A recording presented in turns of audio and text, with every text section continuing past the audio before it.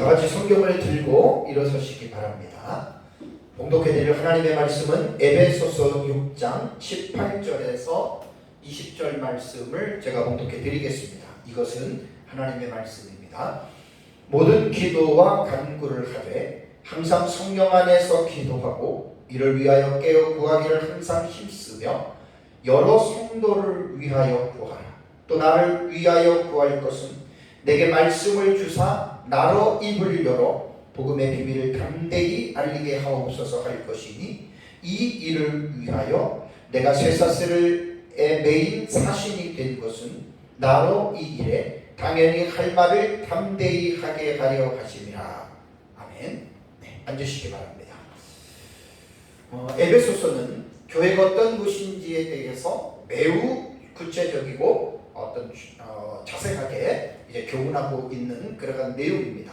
에베소서를 크게 두 부분으로 나눌 수 있다라고 제가 에베소서 설교 처음 할 때 말씀을 드렸죠. 1장과 3장은 에베소 교회 성도들에게 너희가 무엇을 어떻게 믿어야 하는지, 교회에 대한 자세한 설명을 하면서 너희가 어떻게 믿어야 해야 되는지에 대한 교리적인 부분에 대해서 교훈을 했다면 4장부터는 삶의 부분을 강조했다고 그랬죠. 그러니까 1장과 3장에서 교훈한 내용을 근거로 믿을 뿐 아니라 믿는 자들이 어떻게 살아야 하는지에 대한 삶의 부분에 대하여 이제 교훈했다라고 제가 말씀을 드렸습니다.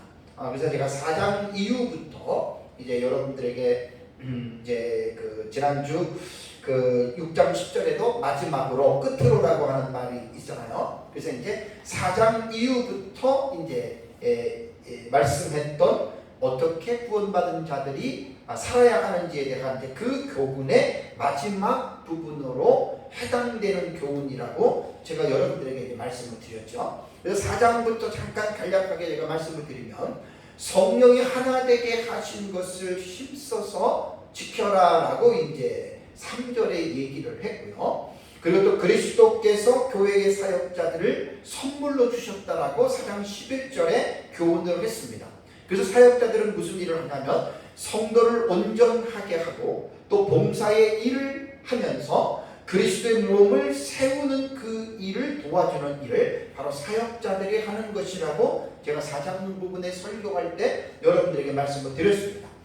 그리스도인들은 범사에 이제 그리스도에게까지 자라가라. 이제 4장 12절에서 16절에 아주 대단히 중요한 교훈입니다. 그리고 이제 17절에서 32절의 내용을 보면은 옛 사람을 벗어버리고 새 사람을 입으라.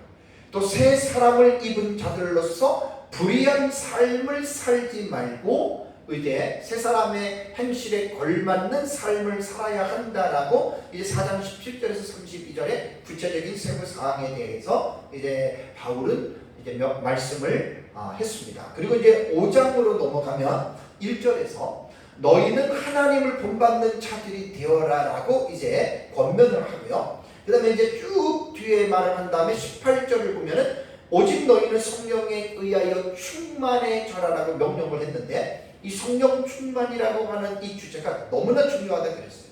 그러니까 4장 1절부터 구원받은 자들이 어떻게 살아야 하는지에 대한 그 힘을 얻을 수 있는 비결이 5장 18절에 오직 성령에 의하여 충만해질 때 행함에 대한 모든 부분들을 이제 살아갈 수 있다라고 여러분들에게 말씀을 드리고요. 그 다음에 이제 21절에 그리스도를 경외함으로 피차 복종하라라고 말씀을 했는데 이 복종하라라고 하는 말이 너무나 중요하다고 여러분들에게 말씀을 드렸습니다.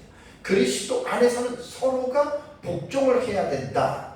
그래서 이제 그 복종을 해야 된다라고 하는 이 말씀에 이어서 이제 그리스도와 교회의 관계를 통해서 이제 남녀의 부부 관계, 이 부부 관계에서 차별 없이 피차 복종하는 삶을 살아가라. 이렇게 사실 말을 한 것입니다. 그리고 이제 6장으로 넘어가면 자녀들과 부모와의 관계는 사실 세대적인 문제잖아요. 나이 차이, 세대 차이입니다. 그러나 이 세대 차이에서도 차별이 없이 자녀가 부모를, 부모가 자녀를 이렇게 이제 주어진 일들의 윤리적인 지침들을 잘 이제 순종하면서 살아가라라고 말씀을 했고요. 그 다음에 이제 넘어오면 6장으로 넘어오면 이제 그 얘기를 하고 나서 그 다음에 이제 5절에서 9절까지가 상전들과 종에 관한 그 윤리적 지침에 대해서 말씀을 드렸다 그랬잖아요. 이거는 뭐냐면 사회적인 면으로 볼 때 신분에 대한 차이가 없다는 거예요. 그리스도 안에서. 그리스도 안에서는 신분의 차이를 두지 말고 피차 복종해라. 이런 관계 속에서 사실은 이제 5장 21절에 복종하라라고 하는 이 교훈을 계속해서 지금 연결을 하고 있습니다. 그리고 나서 이제 제가 이제 지난주에 에베소서 6장 10절과 17절의 말씀을 2시간에 걸쳐서 여러분들에게 말씀을 드렸는데 이제 끝으로 혹은 마지막으로라고 6장 10절에 있는데 4장 이후의 교훈 가운데 이제 마지막 교훈, 이 교훈이 바로 이제 바울은 그리스도의 몸된 교회가 주 안에서와 그의 힘의 능력으로 강건해지라라고 6장 10절의 명령을 했습니다. 왜냐하면 그 이유는 11절을 보면 교회의 대적자가 있는데 그것이 바로 마귀다. 마귀의 관계를 대적하기 위해서 교회는 하나님의 전신갑주를 입으라고 명령을 했고요. 왜 그렇다면 교회가 전신갑주를 입어야 하냐면 교회의 싸움의 대상은 혈과 육을 가진 사람이 아니고 하늘에 있는 어둠의 영들이라고 12절에 말씀을 하고 있습니다.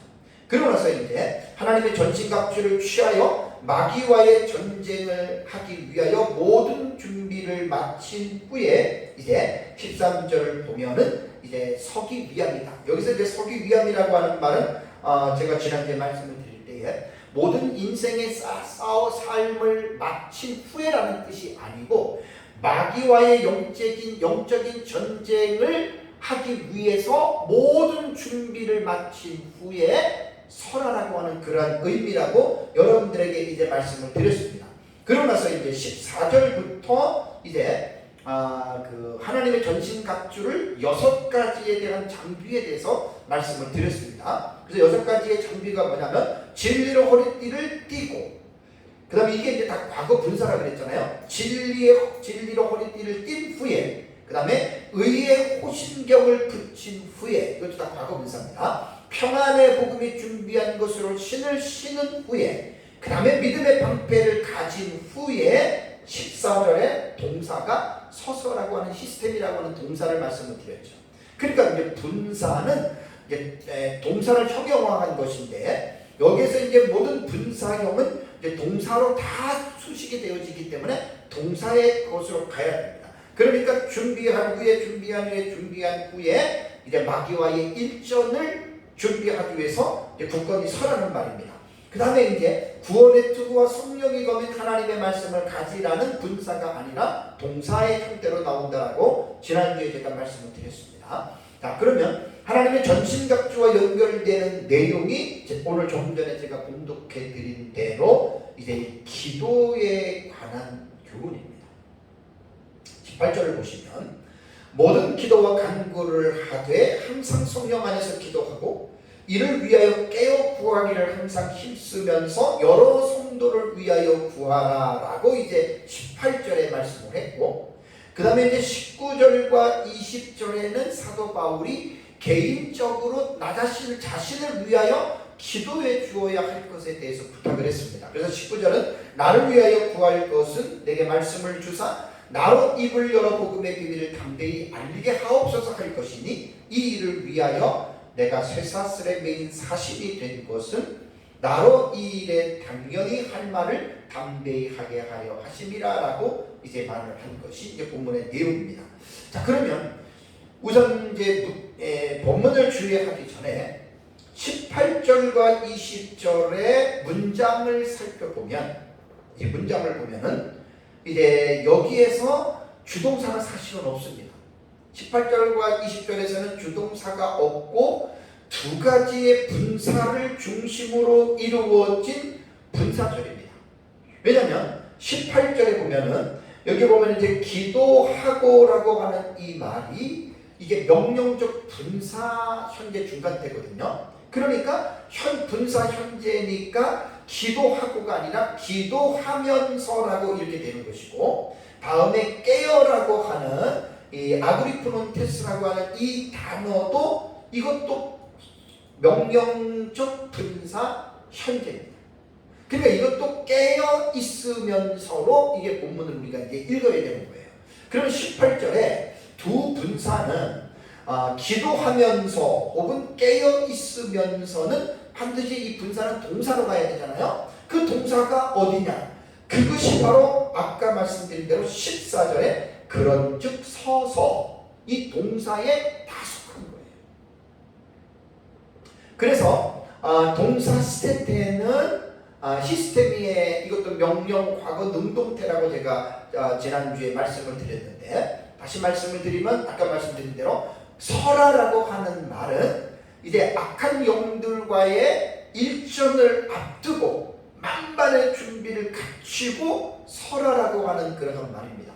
동사를 다시 한번 말씀을 드리면 14절에 그런즉 서라, 서서라고 하는 이 말은 명령법이거든요. 명령법.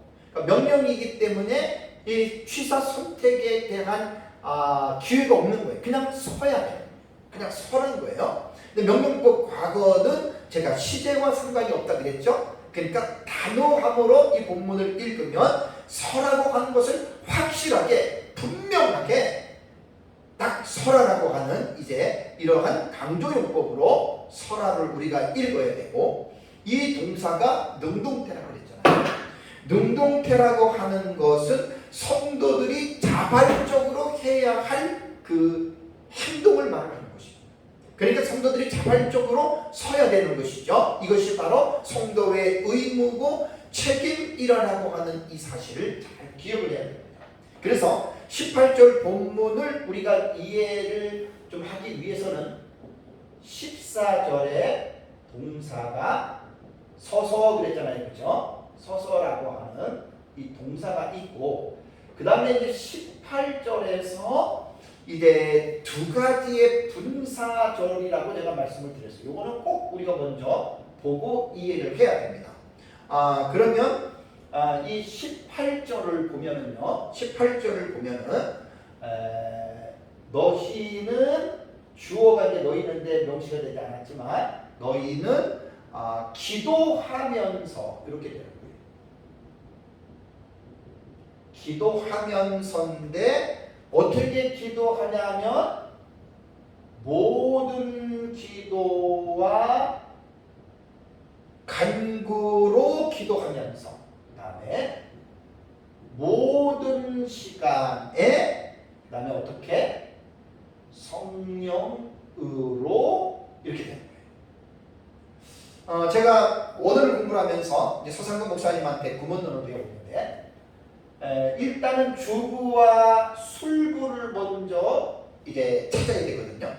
그러니까 이건 이제 분사라고 했단 말이에요. 분사 현재 분사예요. 그러니까 너희는 기도하면서 어떻게 기도하느냐? 맨 밑에부터 올라가면 돼요. 성령으로 모든 시간에 모든 기도와 간구로 기도하면서 어디로 가요? 분사는 동사로 가야 돼요. 서 있으라. 이렇게 일단은 18절을 봐야 되고, 두 번째 분사구가 뭐냐면 이제 깨어 있으면서요. 이것도 분사 현재라고 그랬어요. 깨어 있으면서 어떻게 깨어 있느냐? 이를 위하여, 위 앞에서 말한 것들을 설명을 하면서 모든 인내와 간구로 이렇게 되어 있습니다. 모든 인내와 간구로 뭐뭐 가운데에 이렇게 되고요. 그 다음에 모든 성도들에 대한 또 이렇게 되어 있어요.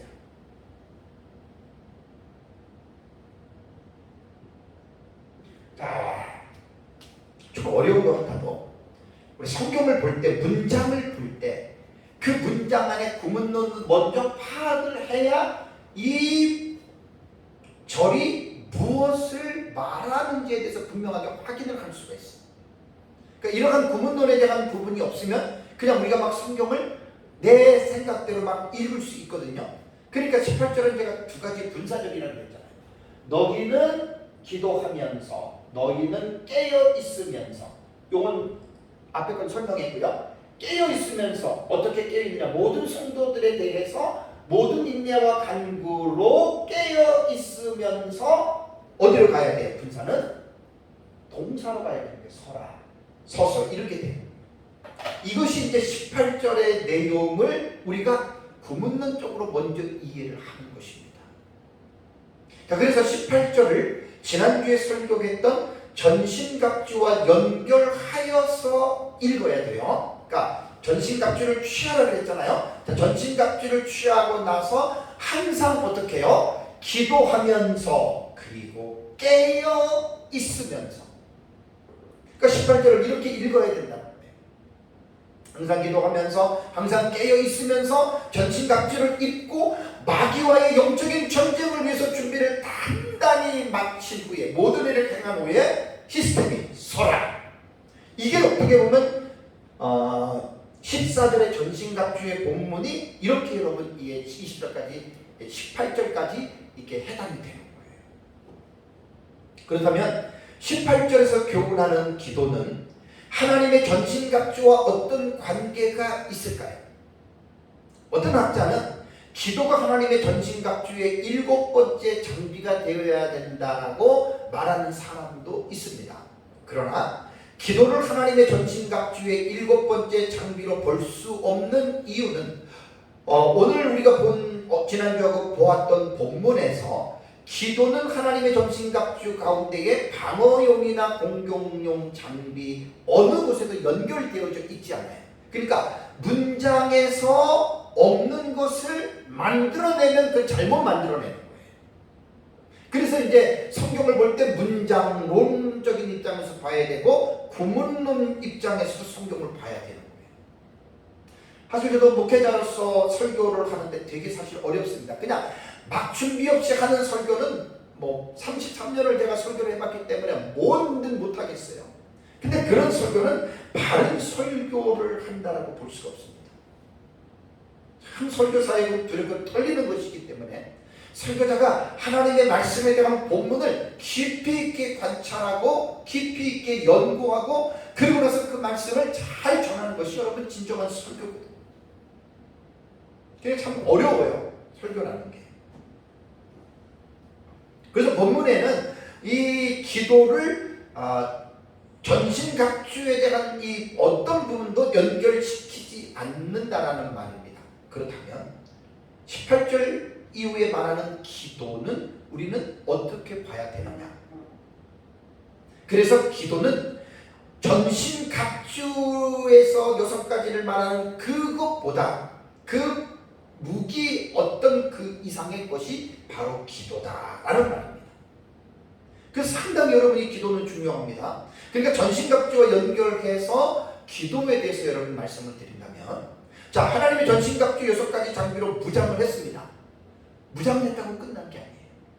그걸 다 갖췄다고 끝난 것이 아니라 이제 18절에서 말하는 기도가 없이는 기도를 하지 아니하면 아무리 하나님의 전신갑주를 갖추었다 하더라도 실제적인 영적인 전쟁에서 승리하기가 힘들다라는 말입니다.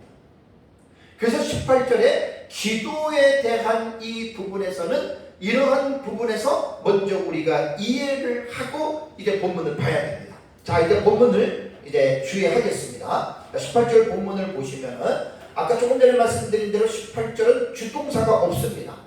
18절은 주동사가 없이 2가지의 분사를 중심으로 이루어진 분사절이라고 했잖아요. 그러니까 우리말 성경에는 모든 기도와 간구를 하되 항상 성령 안에서 기도하고 이랬으니까 이제 우리말에는 그냥 기도와 간구는 명사형이고 성령 안에서 기도하고는 동사로 읽잖아요. 그런데 이 부분을 헬라 원문을 보면은 기도하고가 이것이 분사로 되어 있단 말이에요. 그래서 이제 자세하게 이렇게 보면은 이제 그 모든 기도와 간구로 이랬습니다. 기도라고 하는 프로슈케는 일반적인 기도입니다. 우리가 하는 일반적인 기도하고 간구라고 하는 데시스는 긴급 팔 때 사용하는 용어입니다. 내가 뭐가 막 필요하고 이거 정말 이거 없으면 안 된다 그럼 하나님 앞에 간청하고 탄원하잖아요, 그죠? 이것이 바로 데시스라고 하는 간구예요. 그러니까 우리가 그리스도인들이 늘 기도와 간구를 하는 거예요. 우리는 기도는 영적인 호흡이라고 그랬잖아요. 호흡을 하지 않으면 죽잖아요. 그러니까 정말 구원받은 그리스도인들은 기도와 간구를 늘 하는 사람들이에요. 그러니까 기도와 간구로 기도하며라고 하는 말이 있잖아요. 기도하고라고 하는 말이 이제 동사를 먼저 보면은 여기에서 기도하고라고 하는 말이 제가 분사라 그랬잖아요, 그죠? 기도하면서 프로스코메노이는 프로스코마이의 명령적 분사 현재, 이게 중간태. 중간태가 나오면 제가 큰 설명을 하는 것이 제가 제일 참 기뻐합니다. 왜냐하면 중간태라고 하는 말은 뭐냐면 만들어진 단어의 형태를 볼 때에는 수동태인데 그 수동으로 읽는 것이 아니라 능동태로 읽어야 된다는 거예요. 그 능동태로 읽어야 되는데 그것을 뭐라고 학자들은 말하면 중간태라고 말을 하는데 중간태의 특징은 뭐냐면 자기 자신을 위한 행동이 되는 거예요. 자기 자신을 위한 행동이면서도 능동적으로 그 행동을 하라는 거예요. 그러니까 모든 기도와 간구로 기도하면서 이게 이제 그 현재 분사이기 때문에 기도를 하면서 이것이 중간태이기 때문에 그건 자기 자신을 위한 기도이고 억지로 기도하는 것이 아니라 의무와 책임감을 가지고 자발적으로 기도하라는 거예요. 깨어 있으면서 이것도 다 분사거든요. 이것도. 그러니까 어떻게 기도해야 되느냐. 그 기도의 시간이 우리말 성경에는 항상이라는 말이 있잖아요. 항상이라고 하는 말은 캐나다 원문에 보면은 카이로라고 하는 단어인데 두 가지 단어입니다. 모든이라는 파스와 시간이라는 카이로스의 두 단어가 합쳐진 거예요. 그러니까 모든 시간이라는 것입니다. 그러니까 이제 우리말로는 항상이라고 말을 했어요. 그러니까 기도는 항상 하는 것이고 모든 시간 안에서 그 다음에 어떻게 기도해야 되냐면 내 자의적으로 하는 게 아니라 성령 안에서입니다. 성령 안에서 기도하라는 거예요. 여기서 성령 안에서 기도한다는 것은 인간의 자의적이고 인간의 힘과 능력으로 기도를 하는 것이 아니라는 말입니다. 보혜사 성령의 감화와 성령의 인도로 성령님께서 마땅히 구할 것을 기도하는 사람들에게 가르쳐 주시고 또 하나님의 뜻대로 기도를 하게 하는 이 성령 안에서 기도를 하는 거예요. 고린도전서 2장 10절을 보면 오직 하나님이 성령으로 이것을 우리에게 보이셨으니 성령은 모든 것 곧 하나님의 깊은 것까지도 통달하시느니라. 그러니까 성령 하나님은 하나님이시기 때문에 하나님의 모든 것을 다 아시는 거예요. 그러니까 그 성령이 믿는 자들 마음속에서 어떻게 기도를 해야 할 것을 지시해 준다. 가르쳐 준다. 그래서 기도는 모든 시간 안에서 성령 안에서 모든 기도와 간구로 기도하면서 전신갑주를 입은 거예요. 그리고 이렇게 기도하면서 설아입니다. 설아. 마귀와의 전쟁을 앞두고 이렇게 설아라고 하는 것이 18절 상반절에 대한 해석입니다. 다음에 두 번째는 우리말 성경에 이를 위하여 깨어 구하기를 항상 힘쓰며 라고 말을 했잖아요. 여기에서도 깨어 구하기를, 여기 깨어 있다라고 하는 말도 분사형, 이것도 현재 능동태, 이거는 능동태입니다.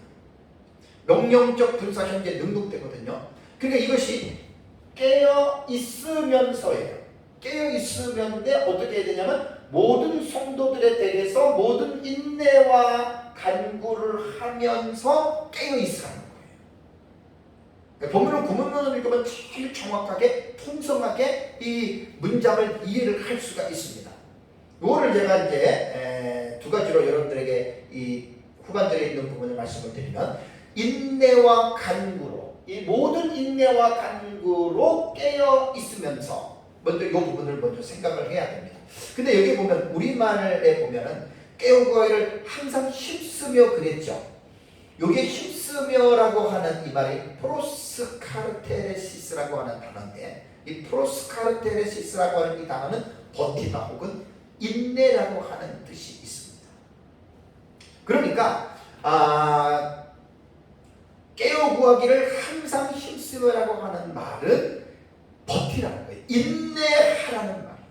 기도하는 데에 있어서 항상 인내하라고 하는 말입니다.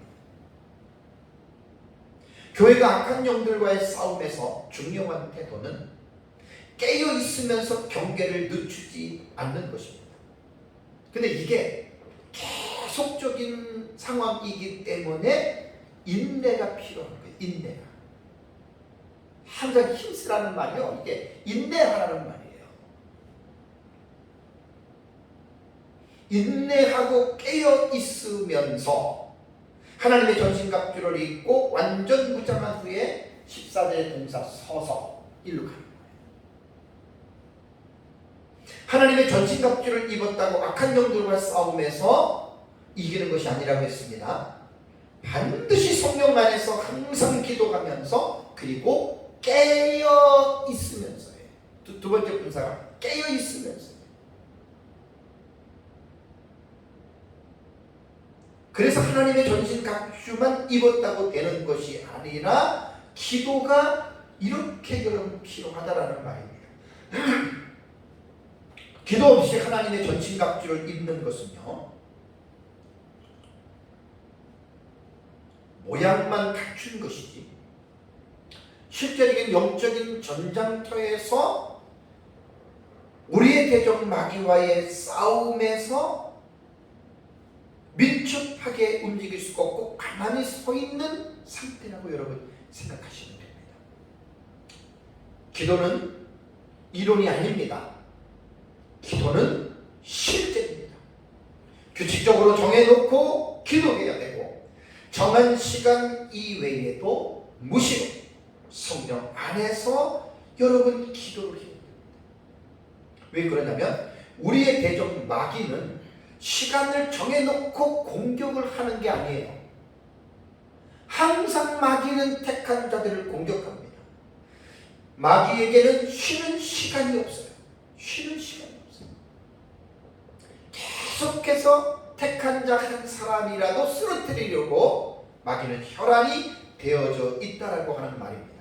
우리가 잘 아는 베드로전서 5장 8절의 말씀이 근신하라 깨어라 너희 대적 마귀가 오는 사자같이 두루다니며 삼킬 자를 찾나니 이렇게 말했습니다.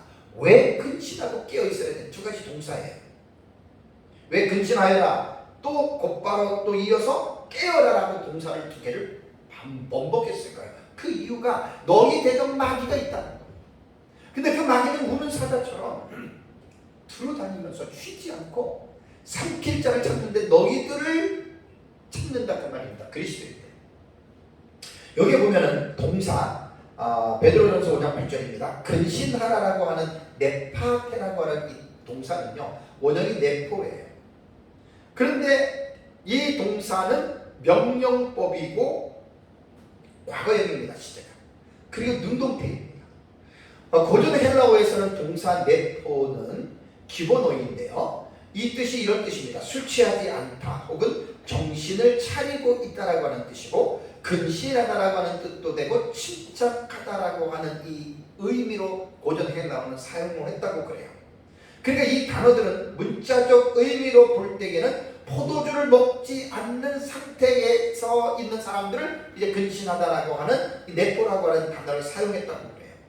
그러나 이제 본문에서는 비유적인 의미로서 완전히 맑은 정신 상태를 말합니다. 근신하라라고 하는 말. 그러니까 완전히 맑은 정신 상태에서 나오는 올바른 판단을 하라는 말입니다. 그러니까 우리가 막 술 먹고 뭐 정신없이 막 바삐 분주히 있으면 그건 근신하는 게 아니에요.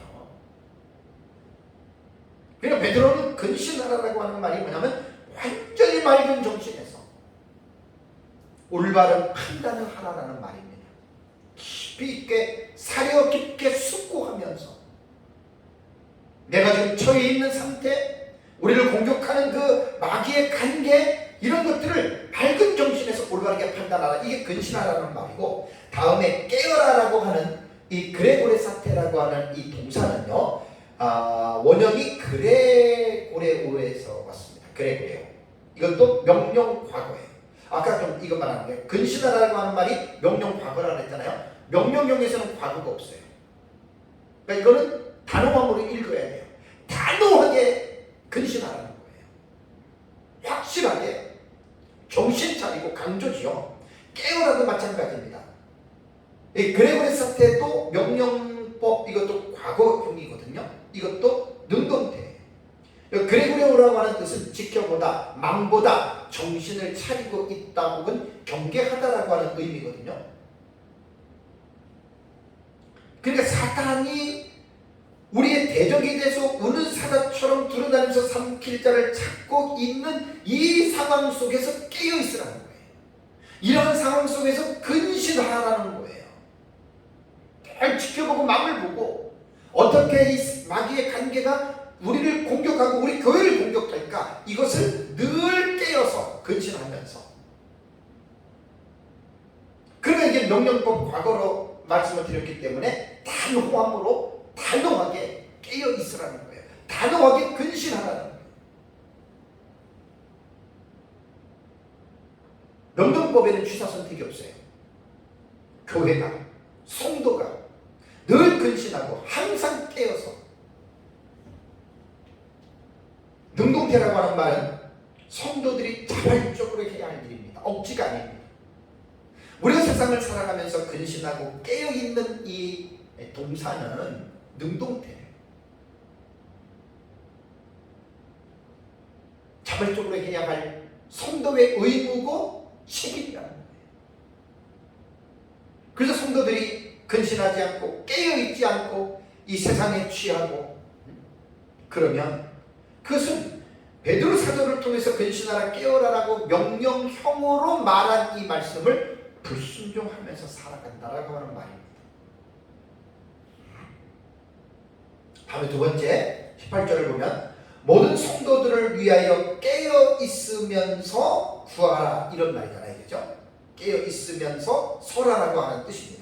자, 그러면 이제 그 18절을 보면은 여러 성도를 위하여 구하라 그랬어요. 여러 성도를 위하여 깨어 있으면서. 자, 그러면 교회가 악한 영들의 공격을 받을 때 기도하라고 했는데, 성도들은 교회를 위해서, 자기 자신만을 위해서 기도하는 것이 아니에요. 기도는 이기적인 자세로 하는 것이 아닙니다.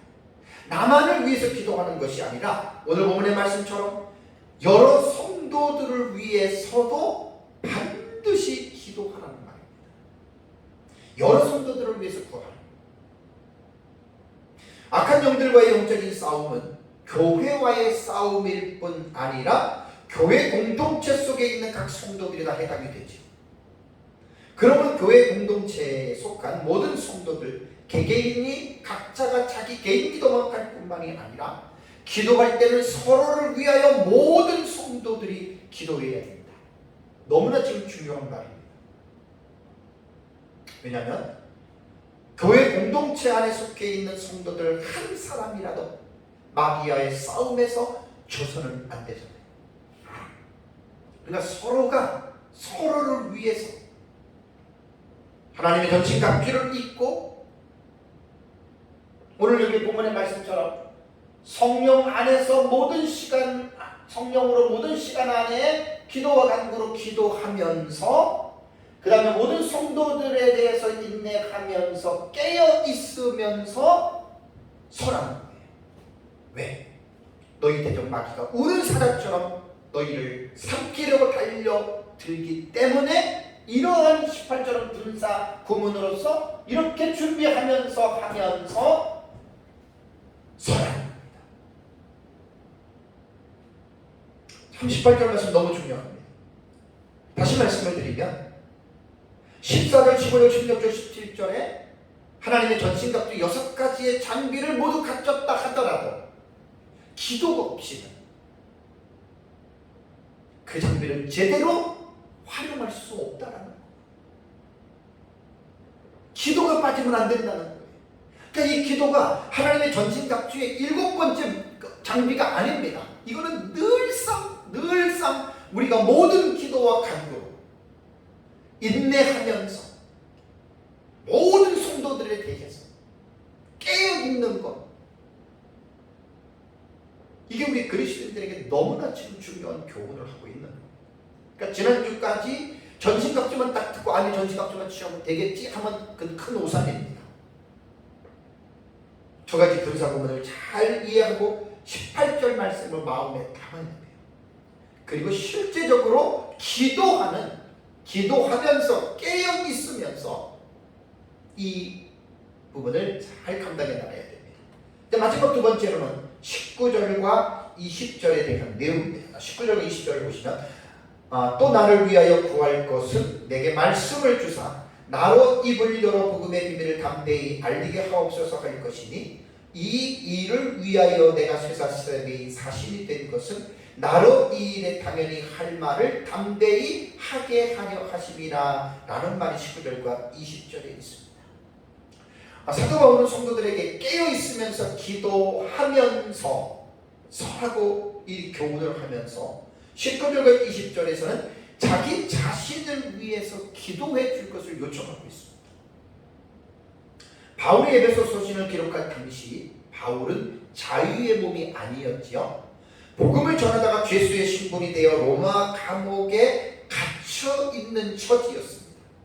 에베소 3장 1절과 4장 1절과 그 다음에 6장 20절 세 군데에서 바울은 자유의 몸이 아니고 감옥에 수감되어져 있다라고 하는 표현이 있습니다. 바울이 자신을 위하여 기도를 부탁한 내용을 보면 그 내용이 이렇습니다. 나를 빨리 감옥에서 풀려나게 해달라는 내용은 사실 본문에는 없어요.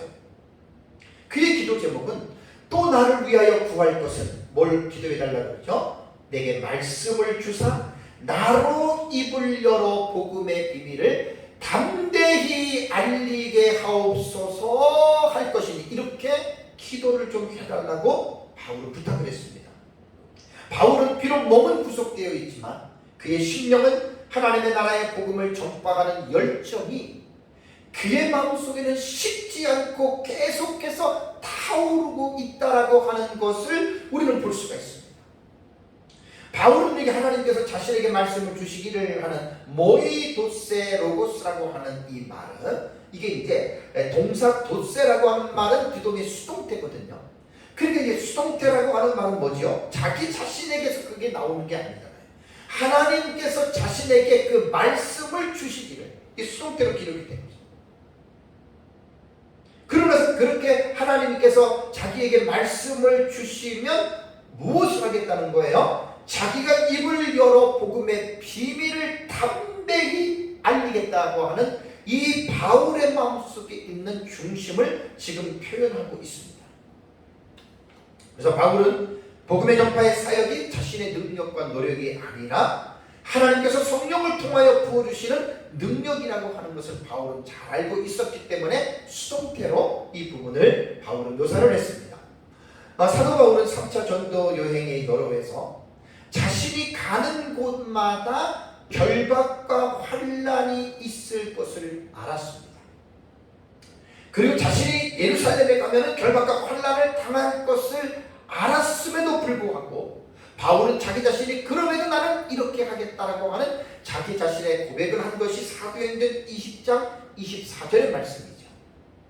내가 달려갈 길과 주 예수께 받은 사명 곧 하나님의 은혜에 복음을 증언하는 일을 마치려 하면은 나의 생명조차 조금도 귀한 것으로 여기지 아니하노라라고 바울이 이렇게 고백을 했습니다.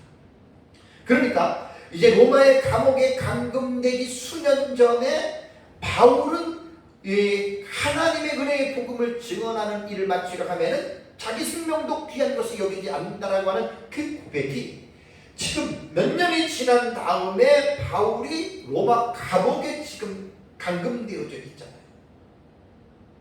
그러니까 이 로마 감옥에 있으면서도 자신의 사도행전 20장 24절에 고백했던 그 마음의 자세가 변함이 없다라고 하는 거예요. 에베소서와 쌍둥이 서신을 일컫는 골로새서에도 이와 같은 자신의 입장을 말하고 있는데 골로새서 4장 3절입니다. 또한 우리를 위하여 기도하되 하나님이 전도할 문을 우리에게 열어주사 그리스도의 비밀을 말하게 하시기를 구하라. 내가 이 일 때문에 매임을 당하였노라. 바울 골로새서 이렇게 고백을 했습니다.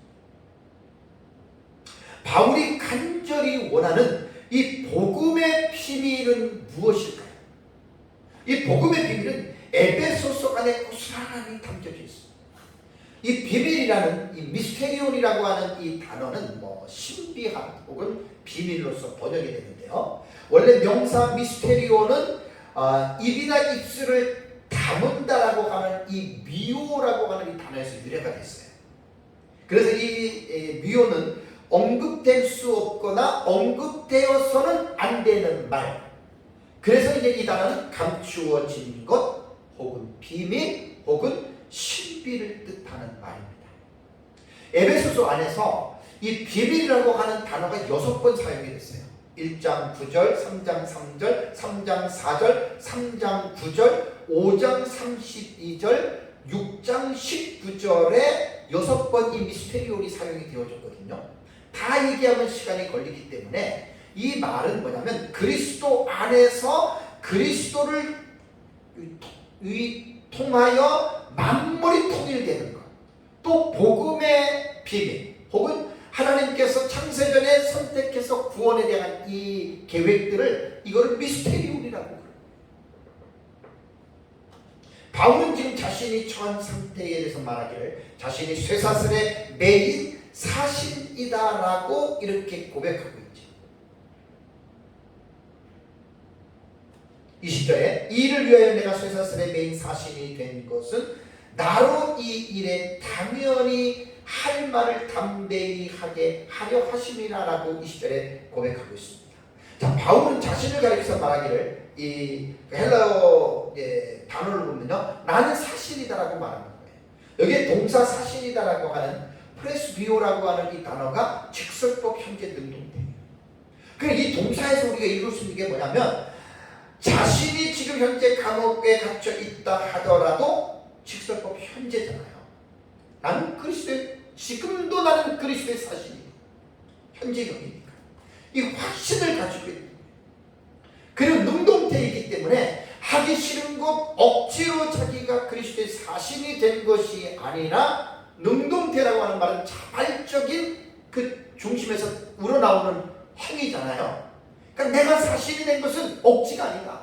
나는 자발적으로 자원해서 그리스도의 십자가의 그 복음의 은혜를 받은 자로서 그 은혜에 감격하여 나는 하나님의 복음을 전하는 복음의 일꾼이 되었다.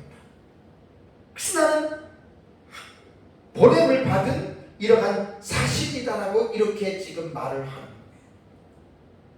거예요. 여기서 브레스비오라고 하는 이 사실이라고 하는 이 단어는요, 고전 헬라어에서는 보냄을 받은 자로 활동하다 이렇게 이 단어가 사용되어졌다 그래요.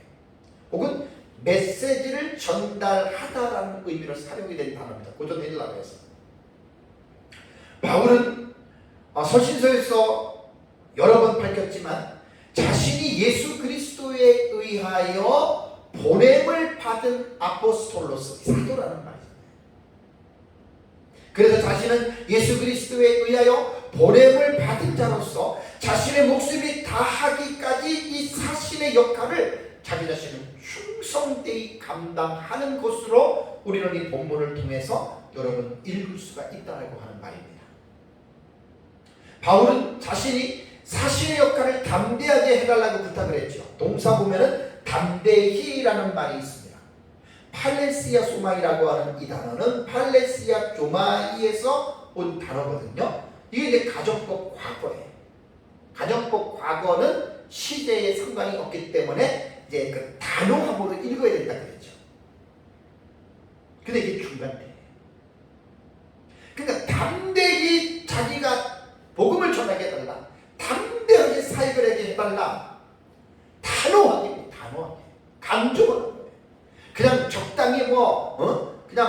그냥 시간이 되면 하고 이 정도가 아니라 담대하게 이게 단호함으로 읽어야 되니까 가정법 과거니까. 참 아주 바울의 마음이 얼마나 중심이 뜨거운지 몰라요. 중간태잖아요. 중간태. 자기 자신을 위해서 능동적으로 억지로 복음을 전하는 게 아니에요. 우리가 신앙생활할 때 억지로 믿는 사람들이 참 많아요. 억지로 예배 나오고 억지로 헌금 드리고 네? 억지로 기도하고 억지로 봉사하고 그 능동태가 아니란 말이에요. 바울은 이 사실의 역할을 담대하게 해달라고 하는 말은 능동태라고 해요. 중간태라고 해요. 중간태. 가정법 과거리가 단호하게. 우리 신앙생활에는요, 이 아우리스트라고 말하는 이게 뭐 가정법 과거, 부정 과거라고 말하는 이 단호함들이 우리에게 있어야 돼요. 단호함. 하나님을 섬길 때, 신앙생활할 때는 단호하게 하시기 바랍니다. 단호하게. 민기적대고 미루고 하기 싫고 억지로 하는 그런 능동태가 아니에요. 단호하게 하면서도 능동태나 중간태로 하셔야 돼요. 자기 자신을 위해서. 그리고 자원하는 마음으로. 여기 이제 본문에서 하나를 제가 더 말씀을 드리면, 본문에서 뭘 우리가 읽을 수가 있냐면, 사역자들을 위하여 성도들이 기도를 해야 한다라고 하는 중요성 하나를 우리가 얻을 수가 있습니다. 그리스도의 몸인 교회 공동체에 소속된 성도들은요, 그리스도의 몸에서 마디의 역할을 하는 사역자들이 있습니다. 에베소서에서 나오는 아주 독특한 표현입니다. 에베소서 4장 16절을 보면은 그에게서 온몸이 각 마디를 통하여 도움을 받음으로 연결되고 결합되어 그랬죠. 에베소 4장 16절. 여기서 그리스도의 몸인데 몸이 어떻게 성도들이 성장하고 자라가냐면 마디를 통해서 자라간다. 이 마디가 바로 사역자들을 말합니다. 이 사역자들은 에베소서 이 부분이요. 사역자들은 에베소서 4장에 그리스도께서 교회에 선물로 준 대상이 바로 이 사역자입니다. 그래서 4장 11절에 그가 어떤 사람은 사도로 어떤 사람은 선지자로 어떤 사람은 복음을 전하는 자로 어떤 사람은 목사와 교사로 삼으셨으니 여기서 사도와 선지자는 신약 성경이 기록되고 나서는 없어진 것이고 복음 전하는 자도 이제 뭐 오늘날 특별한 어떤 경우에는 있을 수 있다고 하지만 제일 확실한 것은 목사와 교사입니다. 이게 그리스도께서 교회를 세우기 위해서 자라가기 위해서 하나님께서 세우신 직분자인데 이것이 이제 4장 16절에는 마디를 통하여라고 하는 사역자들을 마디로 이렇게 부르고 있다라고 하는 사실입니다. 그래서 성도들은 정말 사역자들을 위해서 기도해야 됩니다. 바울은 이런 말을 했잖아요. 말씀을 가르치는 자를 배나 존경할 자들로 알아서 존중해. 여러분 사실 맞습니다. 오늘날 뭐 목사가 무슨 뭐 성도들보다 더 낫고 위대해서 존중하라는 말이 아닙니다. 직분이 그만큼 존중을 받아야 할 만한 직분이라는 말이에요. 왜냐하면 사역자들은 하나님의 계시의 말씀인 성경을 전하는 자들이잖아요. 그런데 성경을 전하는 자들이 듣는 말씀을 듣는 성도들이 존중하지 않으면, 존경하지 않으면 그 말에 귀를 기울일 수가 없다는 말입니다. 뭐 사역자들이 이 세상에서 잘 먹고 잘 살고 출세하는 그런 기도가 필요 없잖아요. 사역자들은 예수 그리스도의 종으로 부름을 받은 종들이 뭔 잘 먹고 잘 살고 출세하기를 바랍니까? 그러면 그리스도의 종이 아니죠. 둘루스라고 하는 종에 대한 이 개념은 비참한 상태를 말합니다. 목사는 잘 먹고 잘 살고 편안하게 목사가 아니에요. 성경을 보면 그래요. 오늘날 참 진정한 어떤 목회자들을 많습니다. 솔직한 얘기. 그렇지만 그런 사람들은 드러나는 사람들이 아니고 어렵고 힘든 가운데서 정말 끈이 있는데 그 중에 이제 몇몇 그런 소수가 마치 목사가 잘 먹고 잘 살고 뭐 명예를 누리고 호화롭게 사는, 아닙니다. 절대로 아닙니다. 그래서 성도들이 사역자들을 위해서 기도할 때 그런 것을 기도하지 말고 바울이 말한 것처럼 머무는 곳에서 그리스도의 복음의 비밀을 담대하게 전할 수 있는 사람들이 되도록, 바울과 같이 고난과 핍박과 어려움을 겪더라도 포기하거나 낙심하지 아니하고 인내하면서 저들이 입을 열어서 담대하게 그리스도의 복음의 비밀을 전하는 자들이 되도록 여러분 기도를 해 주어야 된다라고 하는 말입니다. 여러분, 하나님께서 교회를 세우신 목적이 무엇입니까? 이것부터 알고 들어가야 돼요. 에베소 3장 10절 지금도 제 마음에 뜨겁습니다. 작년 말에 제가 에베소 3장 10절 설교를 하면서 너무나 많은 은혜를 받았습니다. 자, 에베소 3장 10절을 다시 한번 볼까요? 대단히 중요합니다. 에베소 3장 10절을, 이는 이제 교회로 말미암아 하늘에 있는 통치자들과 권세들에게 하나님의 각종 지혜를 알게 하려 하심이니라고 이렇게 기록이 되어 있는데, 헬라어 원문을 보면은 하나님의 각종 지혜를 목적어가 아니라 이게 주어로 나옵니다. 하나님의 각종 지혜가 교회를 통하여, 이렇게 헬라어 원문을 번역하면 그렇게 번역이 됩니다. 하나님의 각종 지혜가 교회를 통하여, 그 다음에 하늘에 있는 통치자들과 권세들에게 알려지게 하려는 거예요. 그러니까 하나님께서는 교회를 왜 만드셨느냐? 교회를 왜 세우셨느냐? 하나님의 각종 지혜가, 교회는 수단입니다.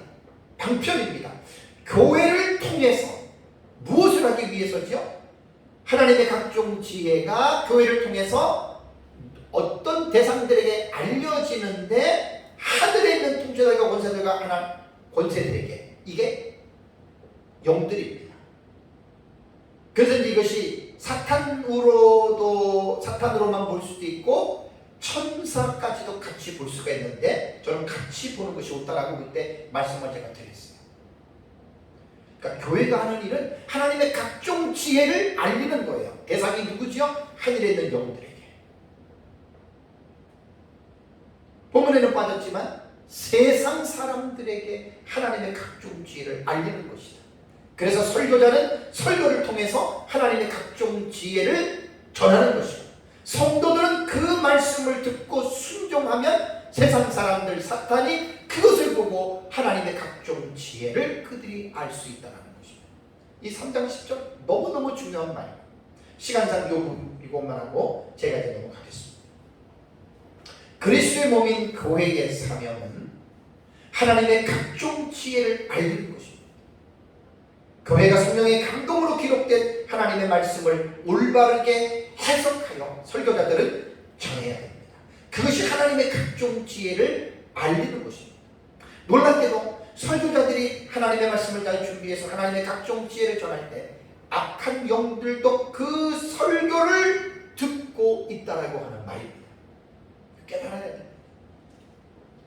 그 성도들은 그 하나님의 각종 지혜를 잘 듣고 그리고 그 각종 지혜대로 살으면 당연히 마귀가 그것을 보고 하나님의 각종 지혜를 감당한다는 그런 뜻입니다. 사랑하는 성도 여러분, 사도 바울은 에베소 교회가 주 안에서와 그 힘의 능력으로 강건해지라고 6장 10절에 명령했지요. 그 이유가 뭡니까? 다시 총정리를 합니다. 그 이유가 11절을 보면은요, 그 이유가 우선 11절보다도 왜 그 교회가 주 안에서와 그 힘의 능력으로 강건해지라고 명령을 했냐면, 베드로전서 5장 8절의 말씀처럼 이 세상의 임금인 마귀가 택한 자 한 사람이라도 넘어뜨리기 위해서 우는 사자처럼 두루다니고 찾고 있기 때문에 마귀의 공격을 대비하기 위해서 그 힘의 능력으로 강건해지라고 말씀을 한 겁니다. 그리고 교회는 마귀의 관계를 대적하기 위하여 하나님의 전신 갑주를 입어야 한다. 11절과 13절에 두 번에 걸쳐서 바울이 교훈을 했습니다. 그리고 교회의 그 싸움의 대상은 12절에 말을 하기를 사람이 아니다. 교회가 싸워야 할 대적은 사람이 아니고 하늘에 있는 어둠의 영들이다. 정말 이거 잊어버리면 안 됩니다. 지난주에도 말씀을 드렸지만 마귀가 어디 있어? 라고 말하는 사람이 교회 안에 있어요. 참 이 사람 미성숙한 사람입니다. 또 한쪽에서는 뭐든지 마귀야. 그것도 대단히 잘못된 사람입니다. 마귀는 영적인 존재이며 마귀는 분명히 존재하고 마귀는 분명히 활동합니다. 사람의 눈으로는 볼 수는 없지만 영적으로 택한 자들을 삼키기 위하여 계속해서 여러분 마귀는 공격합니다. 그게 이제 에베소 6장 10절 이후에 전신갑주에서 이걸 지금 바울이 에베소 교회에게 지금 이것을 지금 선포합니다. 그래서 마귀와의 싸움에서 승리하기 위해서는 반드시 하나님의 전신갑주를 입어야 한다. 그래서 하나님의 전신갑주는 진리의 허리띠, 의의 옷신경, 평안의 복음의 신, 믿음의 방패를 준비한 후에, 과거 분사라고 그랬어요. 이렇게 준비한 후에 그 다음에 또 믿음의 방패까지 했고요. 그 다음에 구원의 투구와 성령의 검인 하나님의 말씀을 가지고 서야 되는 거죠. 그래서 이제 오늘 18절에서 여러분들에게 말씀을 드린 대로 마귀와의 싸움에서 승리하기 위해서는 하나님의 전신갑주만을 입어서는 안 된다라고 하는 사실을 정말 깨달으셔야 됩니다. 이것만 가지고 되는 것이 아닙니다. 마귀와의 싸움에서 온전히 승리하기 위해서는 위에 6가지 장비를 갖춘 후에 다시 이제 설교를 여러분들에게 이제 제가 말씀을 드린다면 이제 이 전신갑주를 갖춘 후에 기도하면서 너희는 서라. 깨어 있으면서 너희들은 서라. 이렇게 그 본문을 읽어야 되는 거예요. 전신갑주의 본문. 그래서 기도하면서 어떻게? 성령으로 모든 시간 안에 모든 기도와 간구로 기도하면서 분사 현재요. 현재 분사니까 기도하면서 너희들은 서라는 거예요. 왜? 마귀와의 싸움을 이제 준비를 다 마치고 딱 서라는 말이고, 두 번째 분사절은 깨어 있으면서 서라는데 어떻게 깨어 있어야 됩니까? 모든 성도들에 대하여. 그 다음에 또 인내하면서. 그리고 너희들은 깨어 있으면서 어떻게 해요? 서라는 거예요. 깨어 있으면서 너희들은 서라는 거예요. 이것이 18절에서 지금 우리에게 교훈하고 있는데, 그러니까 지난주에 하나님의 전신갑주를 6가지를 입은 것만으로 거기서 끝나면 안 된다는 거예요. 반드시 오늘 이 18절의 말씀을 명심하고 이 18절의 말씀한 것과 같이 기도하면서 깨어 있으면서 전신갑주 입은 다음에 이게 필수적인 항목이 되는 거예요. 그러니까 서라는 거예요. 그래서 이제 마지막으로 바울이 말한 것은 나를 위하여 기도해달라. 여러분 사실 사단은요, 교회를 공격할 때 제일 먼저 공격하는 대상이 사역자들입니다. 목사 하나 공격해서 쓰러지고 넘어지면 교회가 흔들리게 되어 있는 거예요. 그래서 정말 성도들은 오늘 바울이 나를 위하여 구할 것은 내게 말씀을 주셔서 나를 이루려고 복음의 비밀을 담대히 알리게 하옵소서. 제발 이 일을 위하여 좀 기도해달라고 말합니다.